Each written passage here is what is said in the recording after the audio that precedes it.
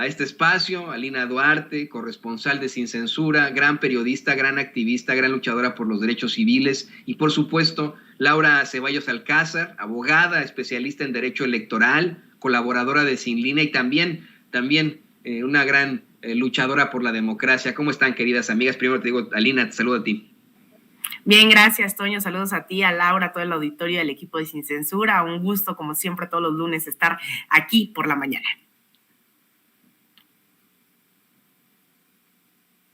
Decía, Laura, muy bienvenida a este espacio que es tuyo. Gracias a todos, feliz día.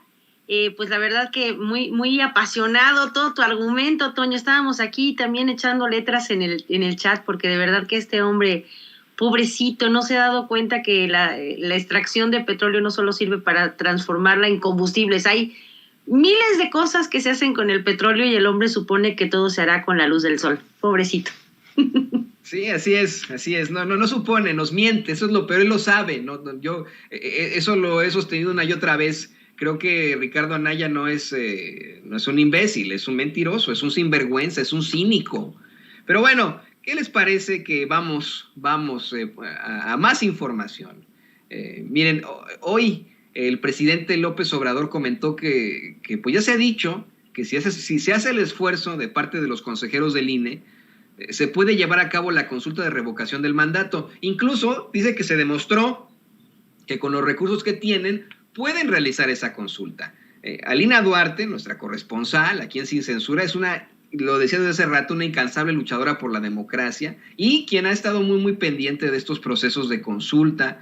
Lo hizo desde el principio, es una de las, pues yo podría decir, las principales periodistas y activistas que han tenido esta como su lucha, el que nosotros podamos decidir como pueblo, ejercer nuestro poder como pueblo en esta gran democracia, de hacer, pues válida nuestra voz.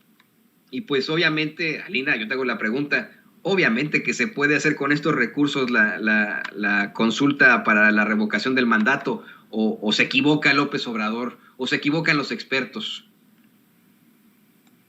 Pues mira, Toño, primero gracias por tantas flores, nuevamente saludos a ti y a todo el auditorio. La verdad es que este tema del INE ya hasta genera cierto cansancio, ¿no? El hecho de que la sociedad mexicana hoy en día esté al tanto de todo lo que ocurre en el órgano electoral más importante de este país y que aún así las cosas no cambien y pareciera que tengamos que esperar hasta que salgan estos funcionarios y estaremos seguramente al tanto de quienes ingresarían el próximo año, una vez que salga Lorenzo Córdoba, esperemos, y que las cosas sigan pasando, ¿no? Con este dejo de omisión, con este dejo de presunción, que el Instituto Nacional Electoral hoy se haya vuelto uno de los actores más importantes de la oposición y que dé cabida a todas estas posturas de los sectores de derecha electoralmente hablando. Yo creo que no es un tema de presupuesto, es un tema de objetivos, un tema de vocación, un tema de saber para qué está hoy el instituto y pareciera que es para atender solamente las necesidades de la oposición electoral, pero no para pues militar en la democracia, no para militar en los espacios que aporten a la construcción de ese otro México posible. También es interesante que hoy en la mañanera, y eso creo que tendríamos que ponerlo a discusión, se hablaba de cómo el INE era uno de los órganos electorales que recibía mucho más dinero que los otros en la región, pero también es importante señalar que esto también no hay que criminalizarlo per se, ¿no? Yo creo que el tema no es solamente la destinación de recursos tan onerosos a este instituto, sino el manejo de los mismos tan omiso, tan poco transparente, ¿no? Y hay que tener claro, ¿no?, que también este Instituto Electoral obviamente organiza elecciones en uno de los países con mayor territorio y población dentro de la región. En esta lista que se daba a conocer en la mañanera, no necesariamente estaban países, por ejemplo, como Brasil, ¿no?, que también es uno de los más importantes territorial y poblacionalmente hablando. El caso de México obviamente va a superar lo que reciban órganos electorales como Colombia, como, no sé, estoy pensando en Venezuela o países de Centroamérica que son mucho menores en territorio y población, ¿no?, y que no se requiere una una implementación, un despliegue también tan amplio del mismo instituto en sí. Entonces yo creo que el tema no solamente es el tema de los recursos y el uso, pues, que no se le quiere dar en el Instituto Nacional Electoral, sino justamente el pensar que están utilizándolos para algo que no es el objetivo mismo del instituto, que tendría que ser garantizar los procesos democráticos y fomentar la vida democrática de este país. Hoy los están haciendo para golpetear al mismo gobierno, para hacer presentaciones de libros de sus egos, para posicionar políticamente una agenda en contra del gobierno en turno, y ahí es en donde tenemos también que ser muy críticos. Están destinando los recursos para algo que no necesariamente representa el bien público de este país, pero que los recursos en sí no tienen que ser el problema, porque si no también estaríamos enfrentándonos a que lleguen nuevos personajes, ¿no? A la vida de este instituto electoral, que se tenga que reformar el instituto y que también tenga que pues que no funcionar, ¿no? Por falta de recursos. Y yo creo que eso también hay que tenerlo bien claro, hasta dónde se tiene que ejercer la austeridad republicana y hasta dónde esta termina atrofiando también varias de las misiones, por así decirlo, de los institutos, órganos y dependencias del Estado mexicano. Y le pido a don David que nos grabe con esto. Le quiero plantear a la licenciada Laura Ceballos Alcázar que el presidente López Obrador sostiene que la revocación del mandato es buena y ejemplar, así lo puso, ¿no? Pues tiene que ver con la democracia participativa, así como lo plantea Lina, licenciada. En efecto, pues no tendría que ser una situación de presupuesto, sino de vocación, ¿no? De objetivo, de saber para qué está el instituto, de que precisamente también, como menciona el presidente López Obrador, pues el pueblo no se siente ignorado, no sea ignorado en lo general, que se cambie poco a poco la mentalidad de que la política se hace en las élites, Laura. Fíjate, Toño, tienes ahí el punto exacto de dónde se rompe el equilibrio del poder. Aquí ha ocurrido que al INE lo dejaron crecer como bollo a punto de entrar al horno, artificialmente haciéndolos sentir que eran como punto de quiebre del poder en sí mismo. Cuando se creó el INE en el 91, nos dieron como la impresión de que ahora sí ya no iba a ser la Secretaría de Gobernación, ya no iban a ser los presidentes los que iban a decidir y el dedazo y tal, sino que iba a ser un consejo ciudadano que iba a contabilizar los votos y se iba a portar de una manera impecable, pero alejados del poder, porque por eso habían puesto en estos puestos de poder a intelectuales alejados de estas perversidades del dinero, ¿no? Y de la política. Y al final de cuentas, pues no fue sino una simulación, porque al final ellos mismos se convirtieron en aquello para lo que estaban supuestamente destinados a destruir. Entonces hemos visto desfilar por ahí a un Woldenberg, a un, ¿cómo se llama el chango que le dio? Siempre se me olvida, soy malísima con los nombres, perdón. Que le dio el triunfo a Calderón, por ejemplo. Ahora estamos viendo a Ciro y a Lorenzo, y estamos viendo esta brutal clase que se sienten con la autoridad de sentirse un poder en sí mismo. No lo son. El problema es que durante años los hicieron, fue una complicidad. Ellos daban a los presidentes el confort de ayudarlos a la simulación para el siguiente proceso electoral. Al mismo tiempo se lavaban las manos diciendo que ellos no contaban sino los ciudadanos, haciendo creer que el aparato de elecciones era impecable. Y obviamente en retribución, los diputados que de alguna manera habían llegado también por estos esquemas de simulación les aprobaban todos los presupuestos sin voltear a ver un punto, un centavo, un rubro. Y hoy que el problema es el dinero, lo pelean como si se los estuvieran arrancando de la herencia que les dejó su mamá. Así lo están peleando, cuando además el dinero no es de ellos, es de los ciudadanos. Esa es la cosa que no entienden. Ni el dinero es de ellos, ni el poder es de ellos. El poder es de los ciudadanos y ellos nada más son el vehículo administrativo que va a llevar a poner las mesas. Ay, Luis Carlos Ugalde, perdón, yo y mis memorias soy lenta. A llevar los materiales para votar, para una consulta, etcétera, y hacer el conteo y traducirlo en la respuesta, ya sea en votos o en los puestos que tengan que dar. Esa es la única función, la administrativa. Sin embargo, el realizar esta consulta, ellos están haciendo unas cuentas enormes, lo platicamos ya con Gaby y Jiménez y con el diputado Hamlet Almaguer. Sus cuentas no les salen porque quieren cobrar 1,200 y pico de millones de pesos por materiales, y dices, oye, espérate, pues si no somos tarados, si nos damos cuenta que las mesas, las sillas, las mamparas las reciclan. Entonces, lo que a la gente no le gusta es que nos sigan tratando de infantes, de personas sin intelecto, sin conocimiento. Y ese clasismo de decir, es que yo sí sé y tú no, como el papá de Matilda, pues les da a ellos esta como coraza de defensa. Y el presidente lo ha dicho muy bien, y lo hemos platicado también con las personas, es que no se necesita el factor dinero para que una consulta sea exitosa. Lo que se necesita es el ánimo de la gente.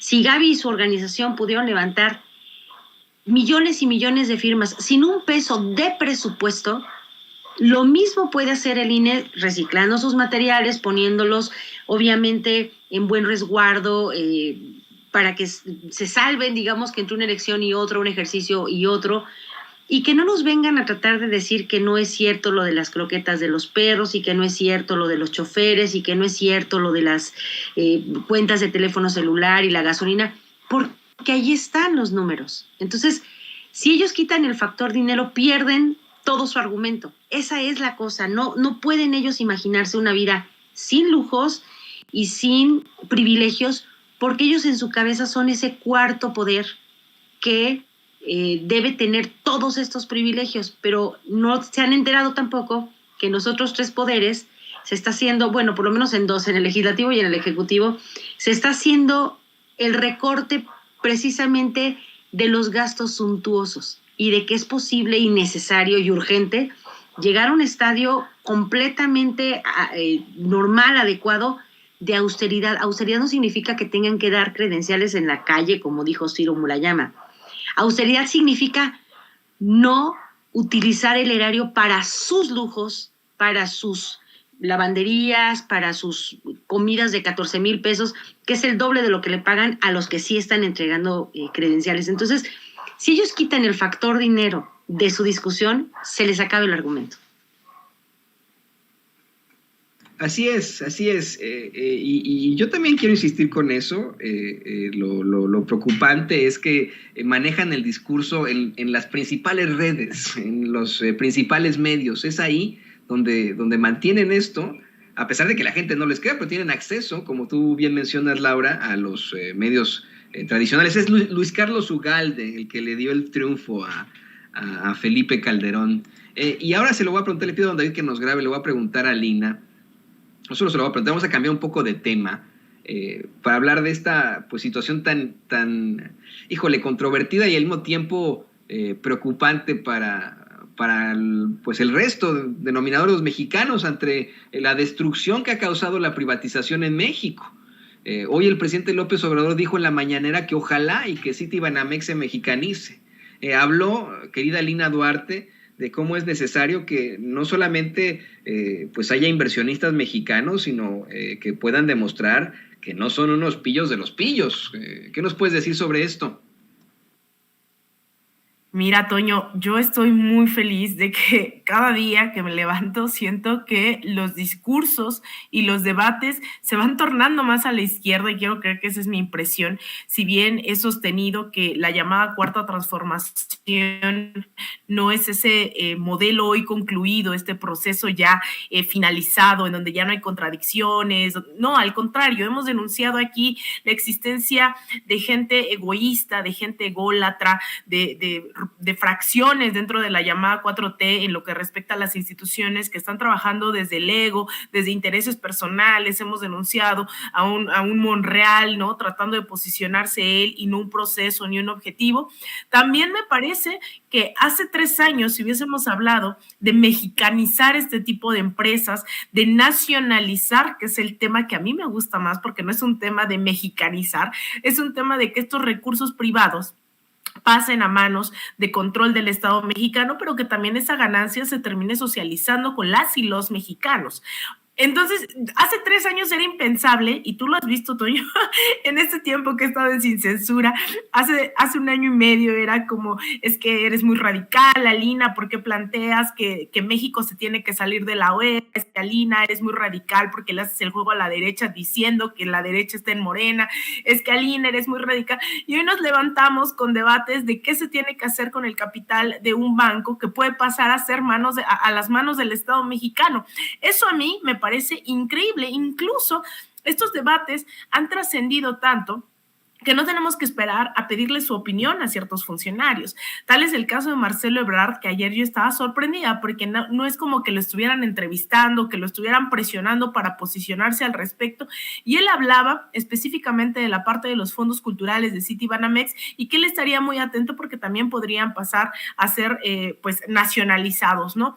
Eso yo creo que no tendríamos que perderlo del radar las y los mexicanos, que existe la posibilidad de que estas empresas usureras totalmente, que se han visto beneficiadas, y eso incluye, hay que tenerlo claro, también a la gran burguesía mexicana, porque no nada más por cambiar de pasaporte o por tener otra nacionalidad, la burguesía y las oligarquías suelen ser buenas.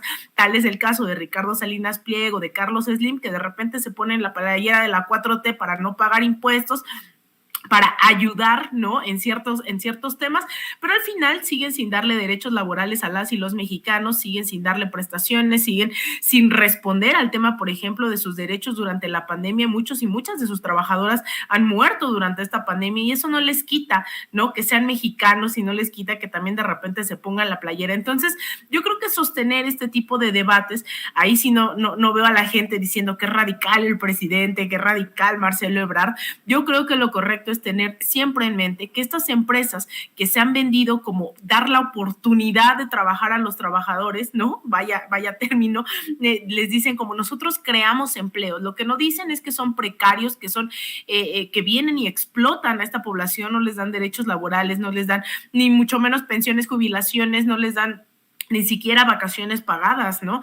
Déjense de un sueldo decente, ¿no? Hay muchas condiciones de explotación, y que hoy tengamos sobre debate el hecho de nacionalizar o no parte de la banca, sobre todo después de que ya hemos hecho un gran debate, eso fue la consulta popular, un debate de memoria histórica sobre el rol que han tenido los gobiernos neoliberales en este país y en general, desde que se implementó este modelo neoliberal en la región, ¿no? A partir de, incluso hay que decirlo, en Chile, después de un golpe de Estado, a un gobierno abiertamente socialista como el de Salvador Allende. Pues creo que a mí me parece maravilloso que hoy las y los mexicanos tengamos claro que por sobre la ley no hay absolutamente nada, ¿no? Más que los deseos de los mexicanos, que son capaces de transformar también las leyes a modo que se crearon durante estos gobiernos neoliberales, y que podemos, ¿no? Nacionalizar, podemos expropiar, que no es lo mismo nacionalizar y expropiar, a empresas que se han venido beneficiando a costa de sangre y sudor ajeno, ¿no? Y ahí está el caso de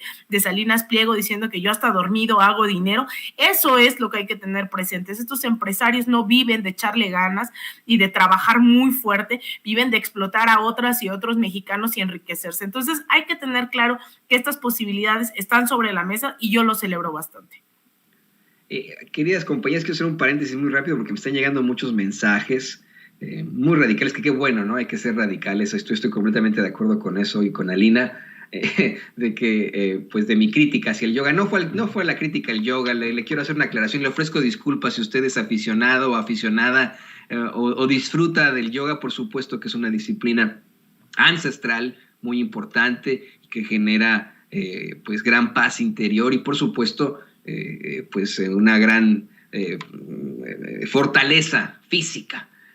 Lo dije en un momento de desesperación ante la indignación que sentí por pues las declaraciones muy bobas de Ricardo Anaya. Pero bueno, sigamos no le corten, David, sigamos con el tema.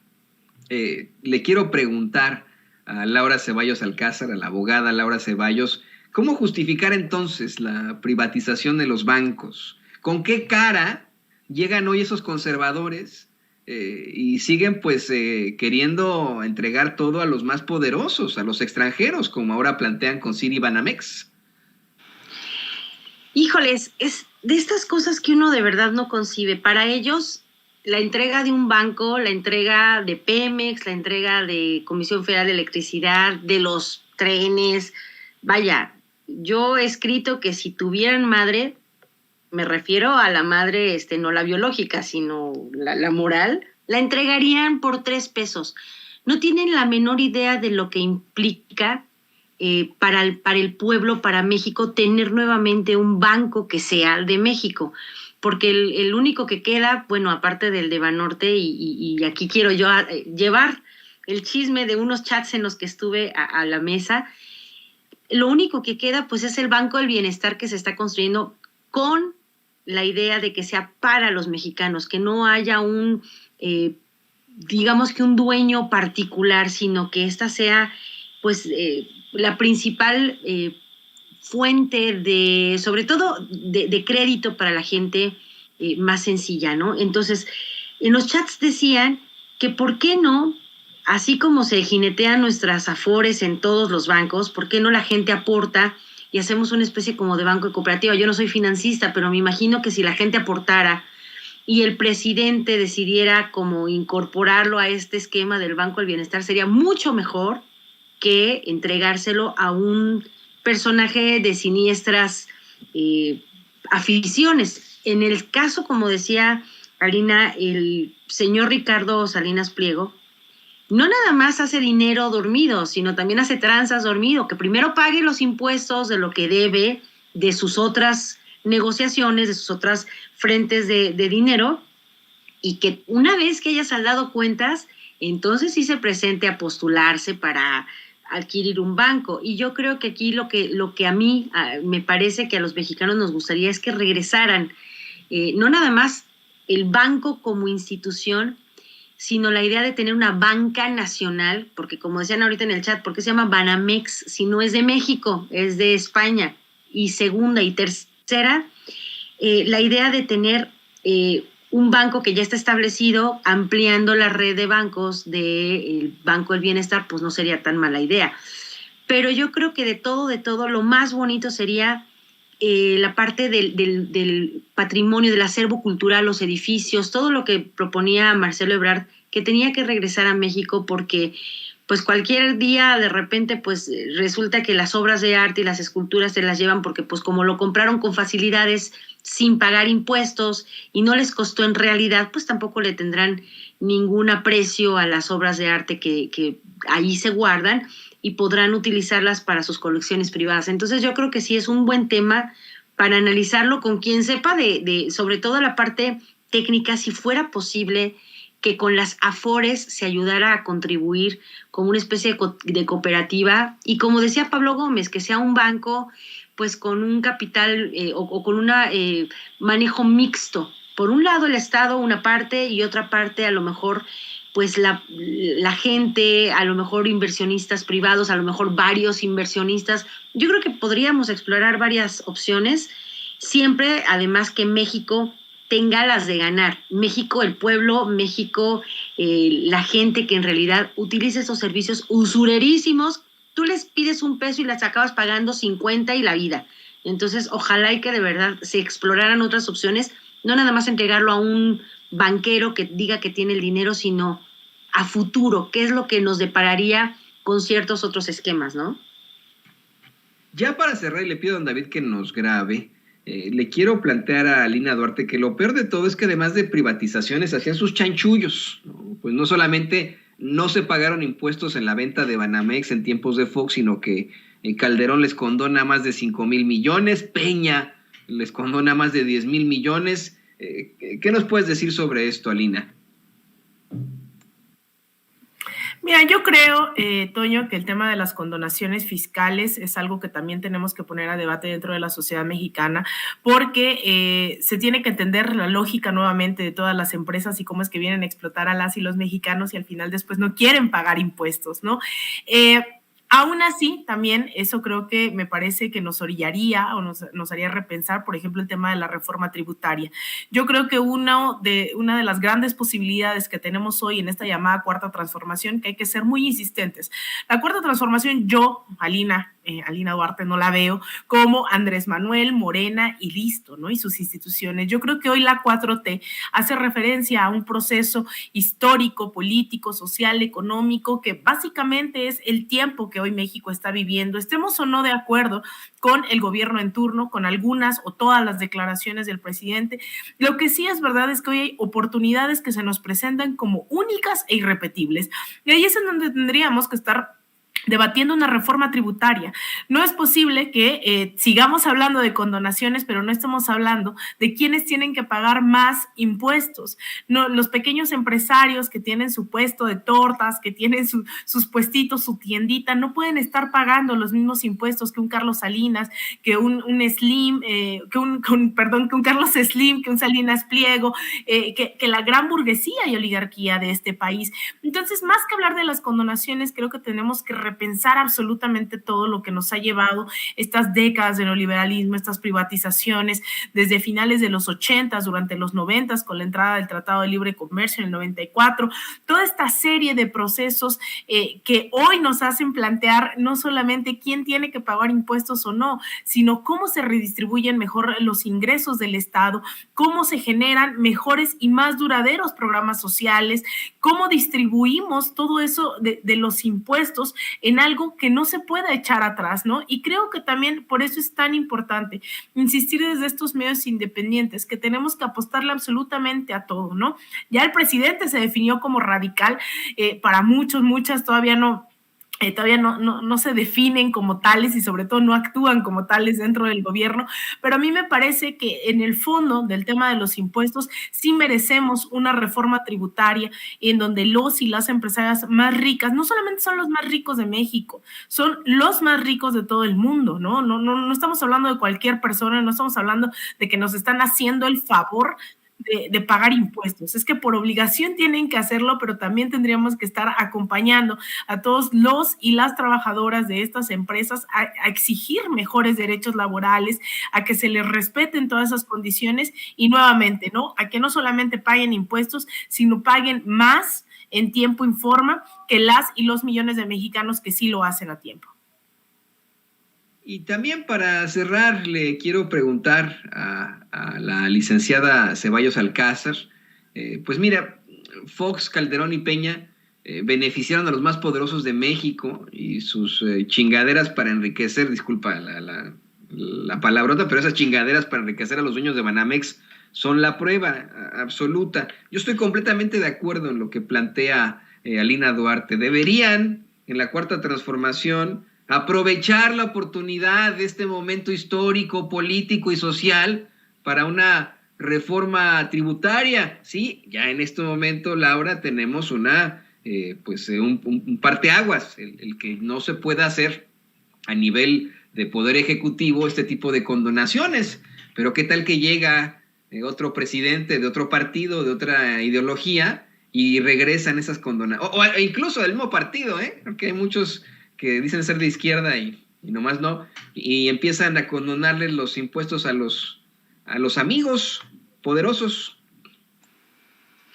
Bueno, a mí me parece que el presidente, ahorita estoy leyendo en el chat que dicen que el mismo presidente nombró a Salinas, así como que dijo, no, pues si lo quiere comprar, hay que leer al presidente. El presidente no da paso sin 3 guarachazos previos y cuando dijo esto, justamente es, primero hay que pagar impuestos. Ahorita no hay manera de que alguien se salga con la suya porque el SAT está haciendo lo que tiene que hacer y a mí me parece que no hemos visto un administrador del SAT tan disciplinado como la actual titular. Es una mujer que no tiene ningún compromiso con ninguno y a ninguno le está condonando un solo impuesto. El presidente tampoco ha permitido que lleguen ni los cuates ni los no cuates a pedirle exenciones de impuestos. El empresario más icónico de México, pues Carlos Slim, el más machuchón de los machuchones, ha llegado con él, no tiene muchos días que comió en una vajilla que además fue muy criticada por López Dóriga. Yo creí que en ese momento iban a tirar la vajilla a la basura y iban a sacar los platos de plástico o de cartón, pero bueno. Y de todas maneras el presidente no le ha condonado a Slim un solo peso. de una de las ventas de las negocios que hizo, pagó 28 mil millones de pesos, casi cash.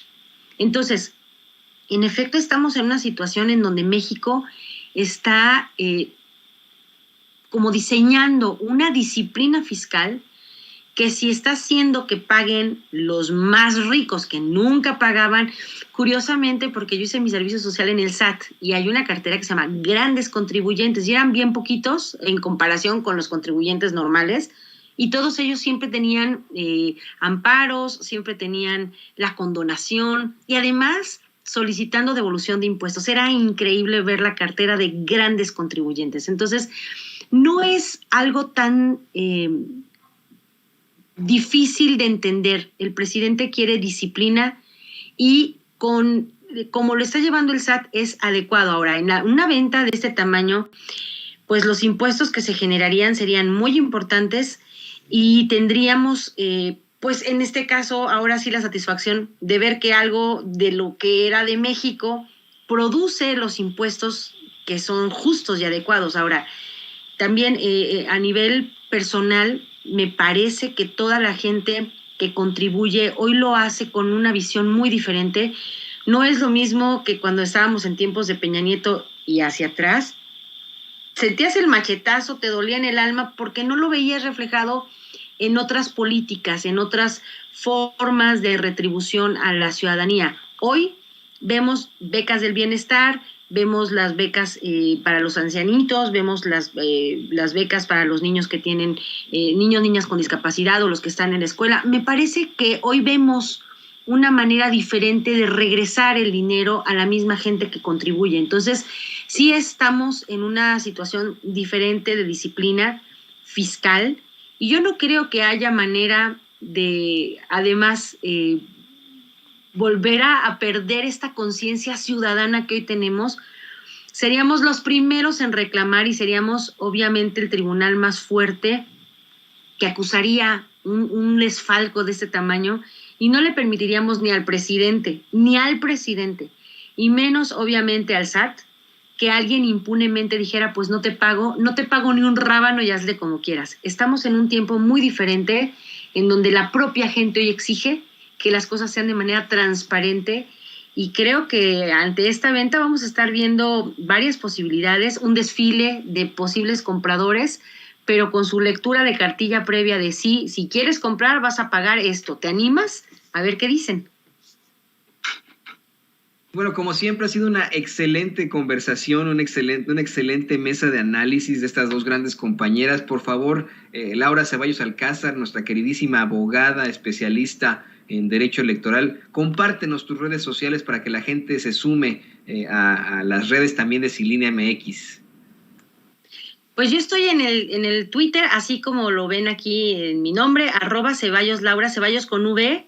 Y pues obviamente en todas las redes de Sin Línea MX, en Facebook, en YouTube, en Twitter, síganos, denos like, ayúdenos a llegar a los 100,000, oigan, ahí en el YouTube muchos nos acompañan y nos ven, pero necesitamos llegar a los 100,000 para que nos dé nuestro reconocimiento de palomita, por favor. Y pues muchísimas gracias por estar aquí los lunes con mi querida comadre Alina Duarte, a la que le mando un abrazo, se ve bella con trencitas. Muchas gracias, Toño. Así es, comparto la idea de Laura Ceballos. Querida Lina, pues tú también despídete con tus redes sociales. La gente quiere hacerte muchas preguntas. Muchísimas gracias, pues me encuentran a mí y a mis trencitas en Twitter como @AlinaDuarte_, en Instagram _AlinaDuarte, en Facebook.com/AlinaDuarte periodista y también lo mismo que Laura, vayan y suscríbanse. Yo sé que tengo muy abandonado el canal de YouTube, pero estoy esperando ya consolidar un proyecto de un podcast, ¿no? Que también se transmitirá ahí en el canal de YouTube, entonces vayan, suscríbanse, ahí estoy en el chat mandando chistes y respondiendo sus comentarios, así que vayan, suscríbanse también a mi canal, me encuentran como Alina Duarte, y pues bueno, un abrazo a ti, Toño, a todo el equipo de Sin Censura, también a mi comadre Laura, a toda la audiencia que nos está viendo y que ya les dije, me encanta que nos apoyen, a pesar de que luego no están de acuerdo, o con mi perforación de la nariz, o con los tatuajes, o con lo que opino, con lo que sea, yo siempre los leo, las leo muy atenta, entonces pues bueno, seguiremos informando desde la trinchera que corresponde, y bueno, también un abrazo a Oscar Valderas, que también ya está ahí en espera. alguien que quiero decirles, no solamente admiro mucho, sino que también cuando entré a esto del periodismo, yo estudié Relaciones Internacionales, él me apoyó muchísimo y pues bueno, ahora ya está ahí en espera también para entrar al sistema. Les mando un abrazo, un beso y nos vemos el resto de la semana en Sin Censura Nocturno. Qué padre que estemos todos hasta conectados en cuestiones pues universitarias. Esto es siempre muy, muy bonito y yo le agradezco a Lina y a Laura por su apoyo y esta gran mesa de análisis aquí en Sin Censura. Y precisamente le